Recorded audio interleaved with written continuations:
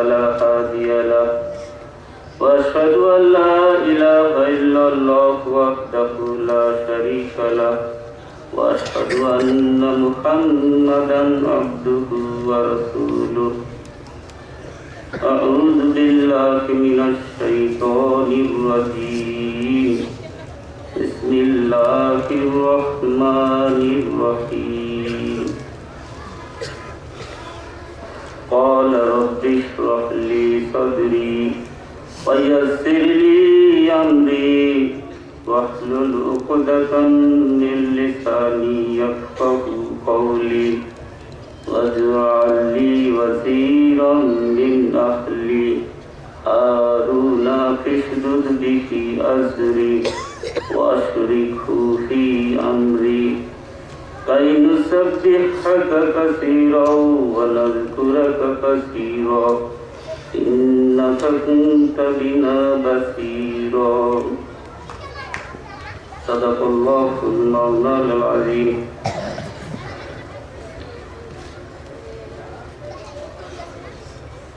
ما كان محمد أبا أحد من رجالكم ولكن رسول الله وخاتم النبيين وكان الله بكل شيء عليما إن الله وملائكته يصلون على النبي يا أيها الذين آمنوا صلوا عليه وسلموا تسليما اللهم صل على سيدنا مولانا محمد وعلى آل سيدنا مولانا محمد اللهم صل على سيدنا مولانا محمد وعلى آل سيدنا مولانا محمد اللهم صل على سيدنا مولانا محمد وعلى آل سيدنا مولانا محمد সামান্য গরিবি হালে সারা জীবন কাটাইলে সারে জাহান মাতাইলে সারে জাহান মাতাইলে মুহাম্মদ ইয়া রাসূলুল্লাহ আল্লাহুম্মা সাল্লি আলা সাইয়্যিদিনা মাওলানা মুহাম্মদ ওয়া আলা আলি সাইয়্যিদিনা মাওলানা মুহাম্মদ اللهم صل على سيدنا مولانا محمد وعلى آل سيدنا مولانا محمد بلغنا بكماله كشف الدجى بجماله أطلق جميع خصاله صلوا عليه وآله بلغنا بكماله كشف الدجى بجماله أطلق جميع خصاله صلوا عليه وآله بلغ العلا بكماله كشف الدجى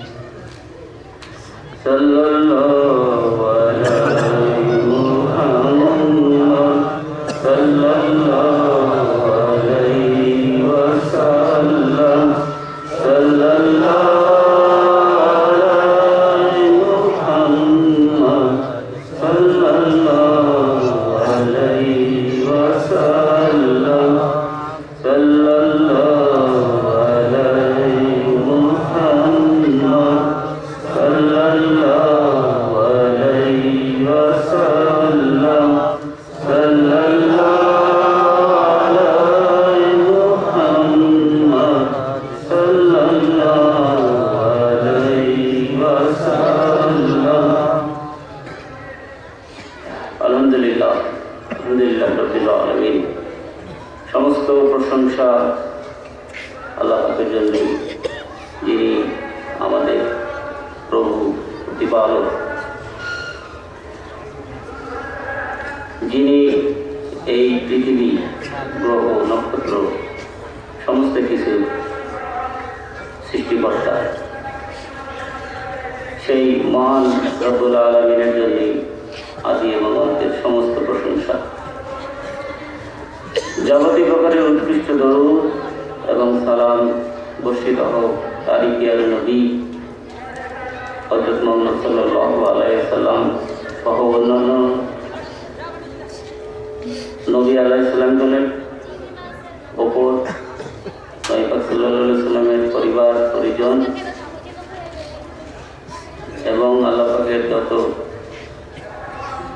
পেয়ারা বান্দাবান্দি দুনিয়া থেকে চলে গিয়েছে, যত মুসলমান নরনারী চলে গিয়েছেন, তাদের সকলের উপরে যাবতীয় প্রকারের উৎকৃষ্ট দরুদ এবং সালাম অনন্তকাল ধরে বর্ষিত হোক। সবাই বলি আমিন।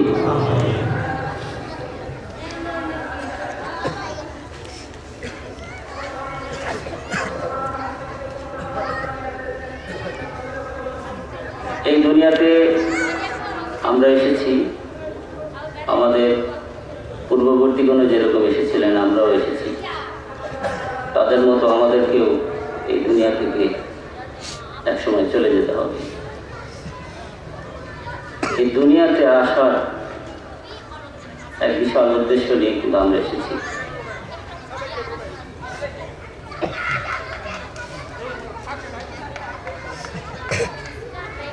আমরা এই দুনিয়া থেকে চলে যাওয়ার পূর্বে এই আসার উদ্দেশ্য যদি আমরা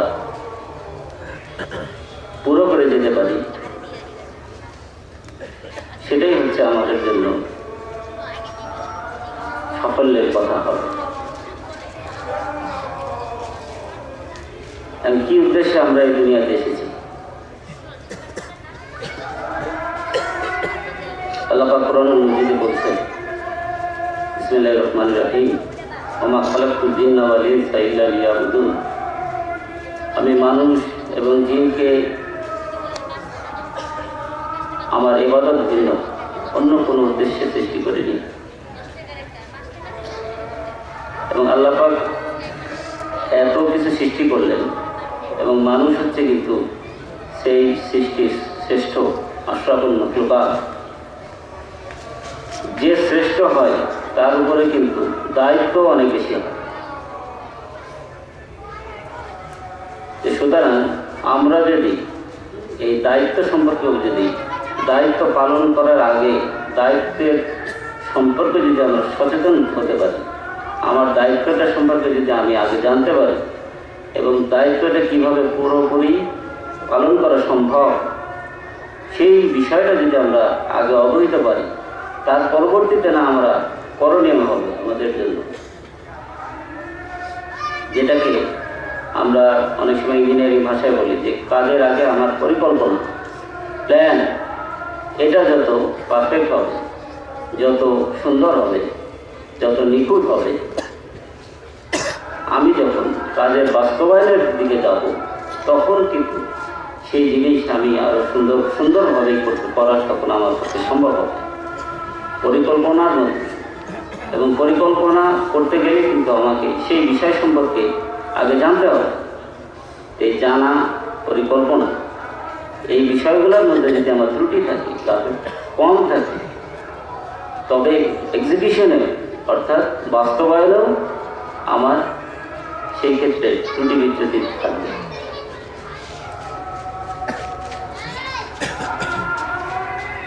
আল্লাহ পাক কোরআনুল মাজিদে বলছেন, বিসমিল্লাহির রহমানির রহিম,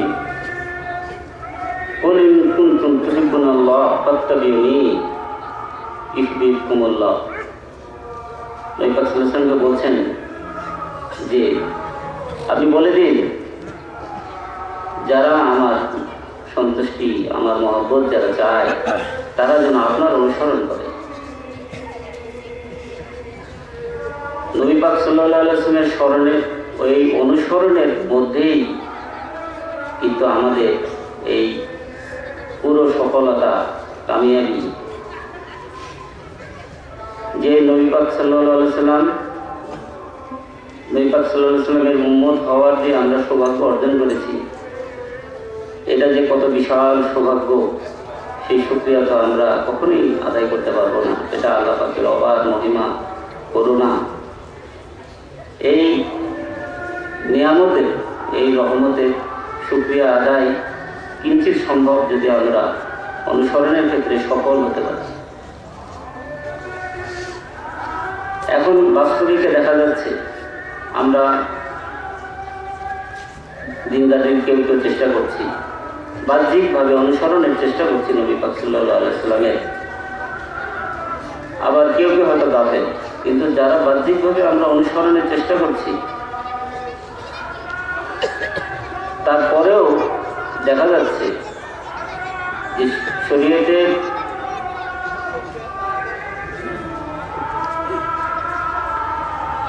যে সমস্ত বিষয়ের কথা বলা হচ্ছে, দেখা যাচ্ছে যে আমাদের মধ্যে সেই সমস্ত বিষয়ের প্রতিফলন আমাদের হচ্ছে না।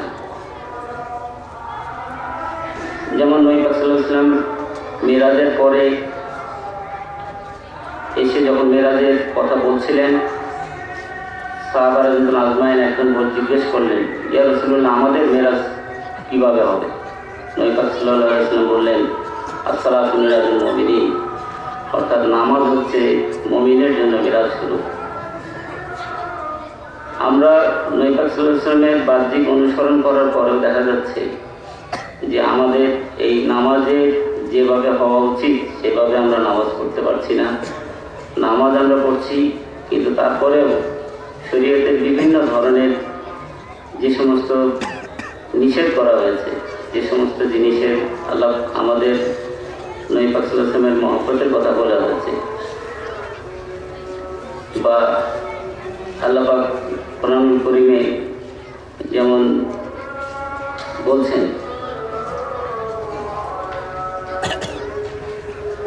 বিসমিল্লাহির রহমানির রহিম,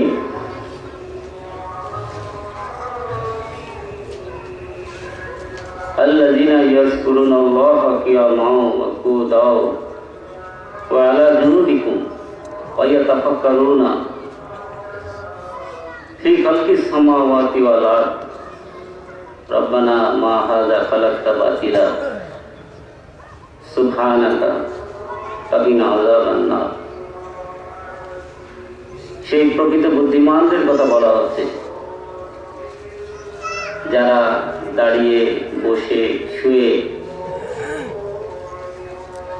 সর্বাবস্থায় আল্লাহ পাকের জিকির, আল্লাহ পাকের স্মরণের মধ্যে থাকে, এবং যারা আকাশ এবং পৃথিবীর যাবতীয় সৃষ্টি বস্তু নিয়ে চিন্তা করে, ফিকির করে, এবং আল্লাহ পাককে বলে, হে প্রভু, তুমি এ সমস্ত বৃথা সৃষ্টি করনি।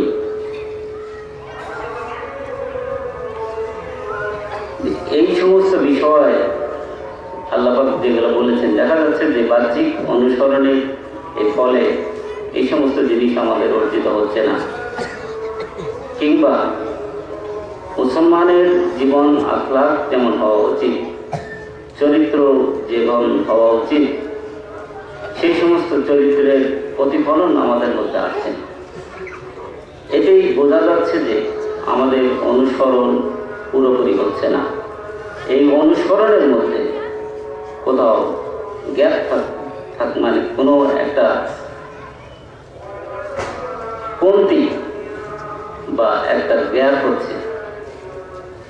এই পূর্ণ অনুসরণের বিষয়ে আমরা যদি হাদিসটাকে দেখি, যে হাদিসে জিবরিলে বলছেন, হযরত আবু হুরায়রা রাদিয়াল্লাহু তাআলা আনহু থেকে বর্ণিত হাদিস, যে নবী পাক সাল্লাল্লাহু আলাইহি ওয়াসাল্লামের সামনে একদিন সাহাবারা বসেছিলেন। এমন সময় এক ব্যক্তি আসলো, এসে জিজ্ঞাসা করলো নবী পাক সাল্লাল্লাহু আলাইহি ওয়াসাল্লামকে, মাল ইসলাম, মাল ঈমান, ঈমান কি?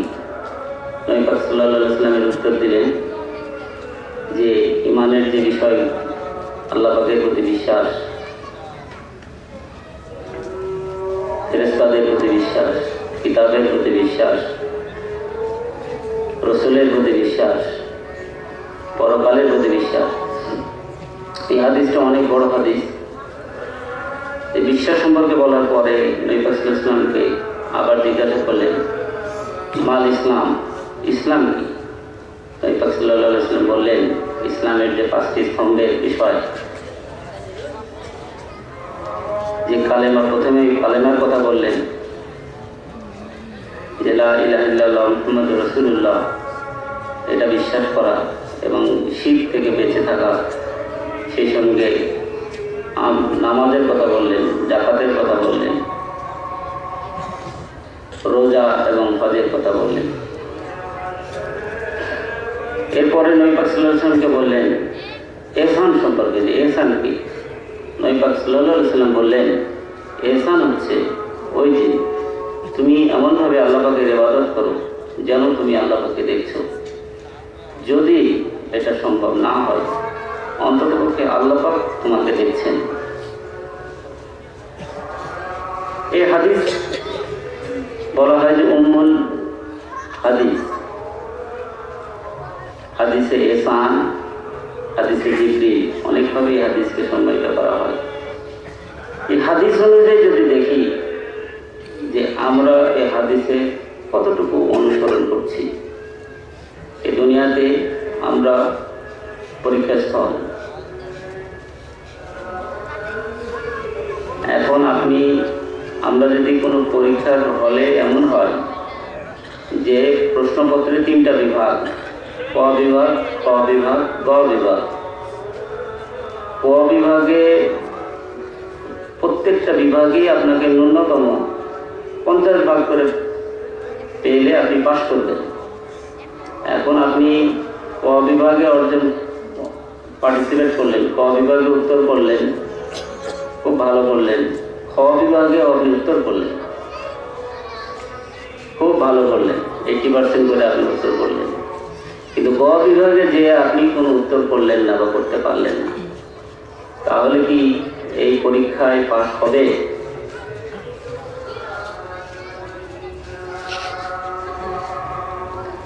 আল্লাহ পাক ইরশাদ করছেন, বিসমিল্লাহির রহমানির রহিম, আলা লিল্লাহি দীনুল খালিস, সাবধান হও, আল্লাহর জন্য বিশুদ্ধ দ্বীন প্রয়োজন। এখন আমি অর্ধেক করলাম আর অর্ধেক করলাম না, এ তো নিজের মন গড়া মতো হয়ে গেল। এই পূর্ণ দিনদারি করতে গেলে যারা এই পথে, যারা সকল পথিক, তাদের অনুসরণ করা ছাড়া অন্য কোনো ব্যবস্থা নাই। এটাই হচ্ছে বুদ্ধিমানদের কাজ, এটাই হচ্ছে সবচেয়ে সহজ, সবচেয়ে সুন্দর। যারা এই পথের সকল অনুসারী, তাদের এই অনুসরণ ইত্তেবা করা। এবং এই ক্ষেত্রেই আমরা দেখি যে আল্লাহ পাকের আউলিয়া কেরাম, সুফিয়ানে কেরাম, ওনাদের যে চেষ্টা, ওনারাই হচ্ছেন এই পথের সফলতার দিক থেকে ওনারাই হচ্ছেন অগ্রগামী। কেন ওনারা অগ্রগামী? ওনারা এই ইত্তেবার পথে, নবী পাক সাল্লাল্লাহু আলাইহি ওয়াসাল্লামের এই শরীয়তের উপরে, নবী পাক সাল্লাল্লাহু আলাইহি ওয়াসাল্লামের আনিত শরীয়তের অনুসরণের পথে যতক্ষণ না পর্যন্ত আল্লাহ পাকের সঙ্গে সম্পর্ক না হচ্ছে, ততক্ষণ পর্যন্ত ওনারা নিবৃত্ত হচ্ছেন না। মুজাদ্দিদ আল-কাসানি রহমাতুল্লাহ আলাইহি তার মুক্তবাস শরীফে তরিকার বিভিন্ন মাকামের যখন বর্ণনা দিচ্ছেন, তখন বলছেন মূল বস্তু আরো পরে নকশবন্দিয়া তরিকার বুজুর্গদের নজর আরো অনেক কিছুতে, মূল বস্তু ছাড়া ওনারা অন্য কোনো কিছুতে সন্তুষ্ট হন না। সুতরাং দেখা যাচ্ছে যে সুফিয়ানে কেরামরা যতক্ষণ না পর্যন্ত মহান রব্বুল আলামিনের সঙ্গে সেই সম্পর্ক, সেই ভালোবাসার সম্পর্ক, যতক্ষণ না পর্যন্ত নবী পাক সাল্লাল্লাহু আলাইহি ওয়াসাল্লামের সেই মহব্বতের সঙ্গে সেই সম্পর্ক প্রতিষ্ঠা না হচ্ছে, ততক্ষণ পর্যন্ত ওনারা নিবৃত্ত হন না। সেটা যতক্ষণ না হচ্ছে ততক্ষণ পর্যন্ত তাদের সেই চেষ্টা, অনবরত সেই চেষ্টা চলতেই থাকে।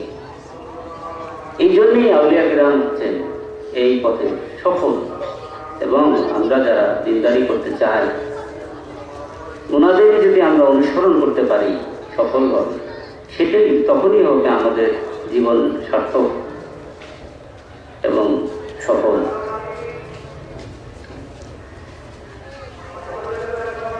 ধর্মের অন্যতম উদ্দেশ্য হচ্ছে প্রভু প্রতিপালকের সম্পর্কে জানা, সেই প্রভু প্রতিপালকের সঙ্গে সম্পর্ক প্রতিষ্ঠা করেই এই দুনিয়া থেকে যাওয়ার পূর্বেই সেই সম্পর্ক প্রতিষ্ঠা করে তবেই দুনিয়া থেকে বিদায় হয়। এটা যারা করতে পারবে তাদের জন্যই হচ্ছে আখেরাতে পরকালে সে সংবাদ। এটা যারা পুরোপুরি সফল হবে না, অন্তত পক্ষে চেষ্টা তো তাদের করতে হবে।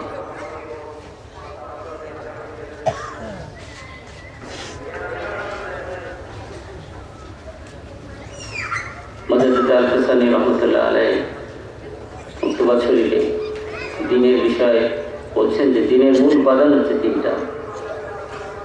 প্রথমে হচ্ছে ইলম অর্জন, এরপর হচ্ছে আমল করা, এরপরে হচ্ছে এই যে আমল আমরা করছি সেই আমলের বিষয়ে খুলুসিয়াত, নিয়তের বিশুদ্ধতা অর্জন করা।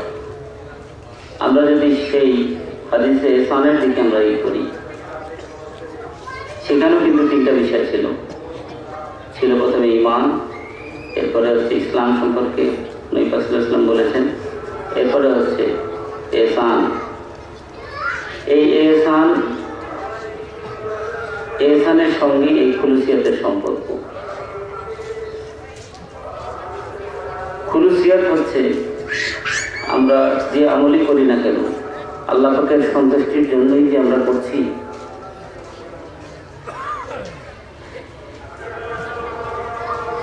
সেই বিশেষ অবস্থা প্রতিষ্ঠা করা।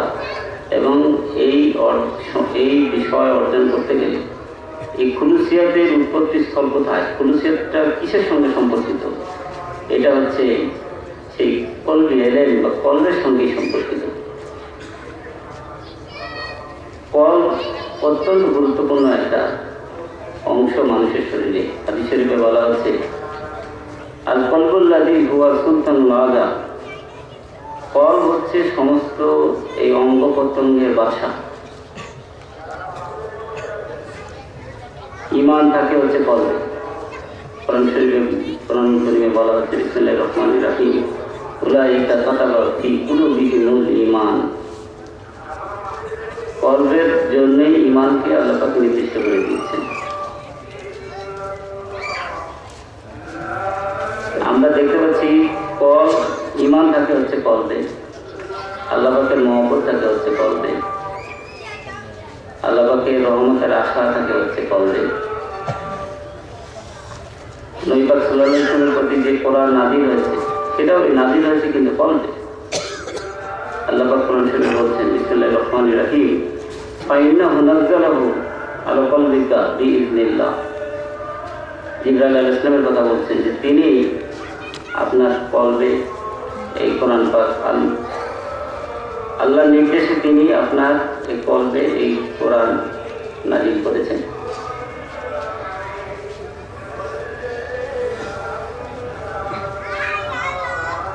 এই খুলুসিয়াত বা এই ইহসান, এই বিষয় অর্জন করতে গেলে আমাদেরকে কলবি ইলম সম্পর্কে জানতে হবে। এবং কলবি ইলমের বিষয়ে জানতে গেলে কলবের পরিশুদ্ধিতা, পবিত্রতা অর্জন করতে গেলে এই বিষয়ে যারা বিশেষজ্ঞ, এই বিষয়ের যারা ওস্তাদ, এই বিষয়ের যারা শিক্ষক, ওনাদের কাছে সুন্নাত তরিকা অনুযায়ী বায়াত হতে হবে। বায়াতের এই সম্পর্ক, এটা হচ্ছে সুন্নাত তরিকা অনুযায়ী সম্পর্ক। সাহাবারা নাই যখন নবী পাক সাল্লাল্লাহু আলাইহি ওয়াসাল্লামের কাছে যখন ওনারা ইসলাম ধর্ম গ্রহণ করতেন, তখন এই বায়াতের মাধ্যমে ওনারা এই ধর্মে অন্তর্ভুক্ত হতেন। সুতরাং এটা হচ্ছে সুন্নাত তরিকা।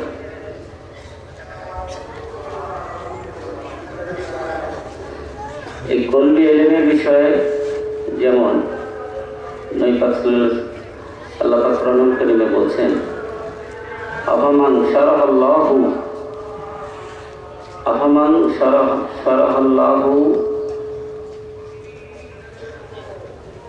সাদরিহি ওয়া আলা আফামান শারাহাল্লাহু সাদরাহু লিল ইসলামি ফাহুয়া আলা নূরিন মির রাব্বিহি ফাওয়াইলুল লিল কাসিয়াতি কুলুবিহিম মিন যিকরিল্লাহ উলাইকা ফি দালালিন মুবিন।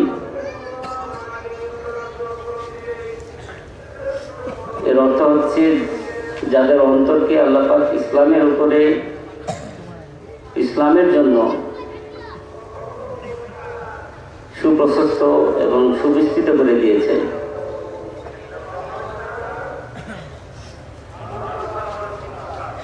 যাদেরকে এটা দেননি তারা কি তাদের সমান কখনো হবে?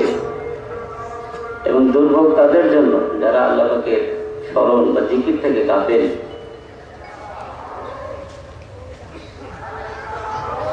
এই হাদিস যখন সাহাবায়ে আজমাইনদের সামনে নবী পাক সাল্লাল্লাহু আলাইহি ওয়াসাল্লাম এই কোরআন শরীফের আয়াত যখন নবী পাক সাল্লাল্লাহু আলাইহি ওয়াসাল্লাম সাহাবায়ে আজমাইনদের সামনে পাঠ করলেন, তখন হযরত ইবনে মাসউদ রাদিয়াল্লাহু আনহু বললেন, হে আল্লাহর বাণীবাহক, কল সুপ্রস্তুত হয় কিভাবে?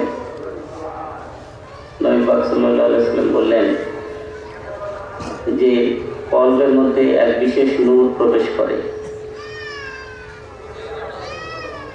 এর ফলে কলব হয় সুপ্রশস্ত এবং সুবিস্তৃত। এরপরে সাহাবায়ে আজমাইন হযরত মাসউদ রাদিয়াল্লাহু আনহু বললেন, এর লক্ষণ কি? নবী পাক সাল্লাল্লাহু আলাইহি ওয়াসাল্লাম বললেন, এর লক্ষণ হচ্ছে, অর্থাৎ কলব যখন সুপ্রশস্ত হয়ে যাবে, এর লক্ষণ হচ্ছে সে পরকাল অভিমুখী হয়ে যাবে। পরকালের বিষয়ে তখন তার কাছে প্রাধান্য পাবে এবং দুনিয়ার এই বিষয়টি থেকে সে বিমুখ থাকবে।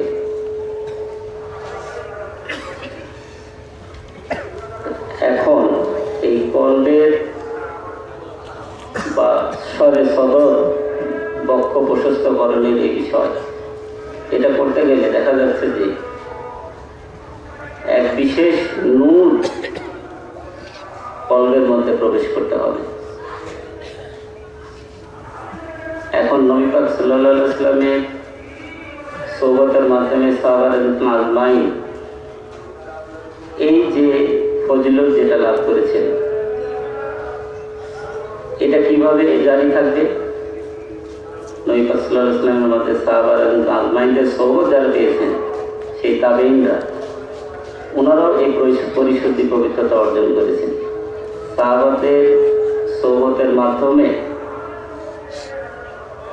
এই যে নূর যেটা ওনাদের কলবের মধ্যে প্রবেশ করেছে, ওনাদের কলব এবং নফসের পরিশুদ্ধিতা অর্জন করতে পেরেছেন। সোহবতের এই ফায়দা অর্জন করতে গেলে যারা নায়েবে নবী পাক সাল্লাল্লাহু আলাইহি ওয়াসাল্লামের এই পবিত্রকরণ কাজের যারা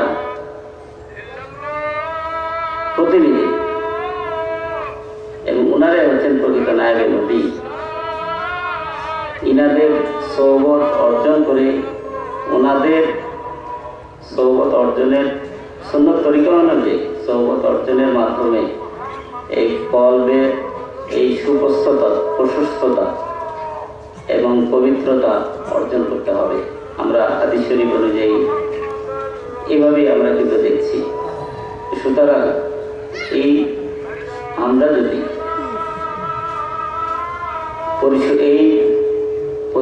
এই কলব এবং নফসের পরিশুদ্ধিতা, এই পথ যদি আমরা অর্জন না করি, শুধু বাহ্যিকভাবে যদি আমরা অনুসরণ করি, সেক্ষেত্রে আমাদের কিন্তু সফলতা হওয়ার সম্ভাবনা নাই।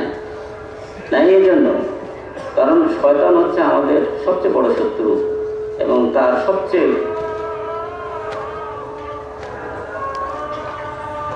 শত্রুতা যেখানে বসে সে সবচেয়ে আমাদের শত্রুতা করতে পারে সেখানেই সে করছে শত্রুতা। অর্থাৎ আমাদের সবচেয়ে গুরুত্বপূর্ণ জায়গা এই কলবের মধ্যেই কিন্তু সে হাঁটু গেড়ে বসে থাকে। হাদিসে এসছে আর শয়তানু জাসিমুন আলা কলবি ইবনে আদম ফাইজা যাকারাল্লাহ খানাসা ওয়াইজা গাফালা ওয়াসওয়াসা। শয়তান বনি আদমের কলবের মধ্যে হাঁটু গেড়ে বসে থাকে। যে কলবে আল্লাহ পাকের স্মরণ থাকে, যখনই আল্লাহ পাকের স্মরণ সে কল্প করে, আল্লাহ পাকের জিকির যখন সে কলবে থাকে তখন আর সেখানে বসে থাকতে পারে না। আবার যখন জিকিরটাকে গাফেলা তখনই আবার সেই কলবের মধ্যে বসে থাকে। এই কলবের এই পরিশুদ্ধি পবিত্রতা অর্জনের ক্ষেত্রে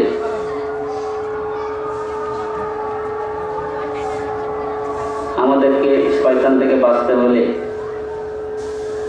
এই সুন্নত তরিকা অনুযায়ী আমাদেরকে কলবি এলিমের যিনি শিক্ষক ওনাদের কাছে বায়াতের মাধ্যমে আমাদের এই পবিত্রতা এবং বিশুদ্ধতা অর্জন করতে হবে। বিশুদ্ধতা অর্জন ছাড়া আমরা ইবাদত করতে গেলে সেই ইবাদত অপূর্ণ থেকে যাবে এবং যারা এই পথের সফল পথিক, যারা এই পথে সফলতা অর্জন করেছেন তাদের সেই অনুসরণ করা আমাদের হচ্ছে না, হলো না।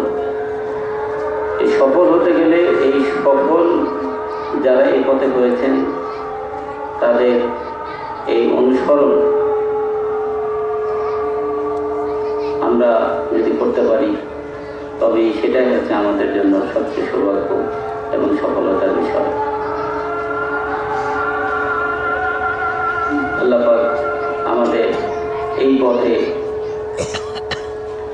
আল্লাহ পাকের সন্তুষ্টি এবং নবী সাল্লাল্লাহু আলাইহি ওয়াসাল্লামের অনুসরণের পথে সফল হওয়ার তৌফিক এনায়েত করুন, এই আশা রেখে এই দোয়া করে শেষ করছি। আসসালামু আলাইকুম ওয়া রাহমাতুল্লাহ।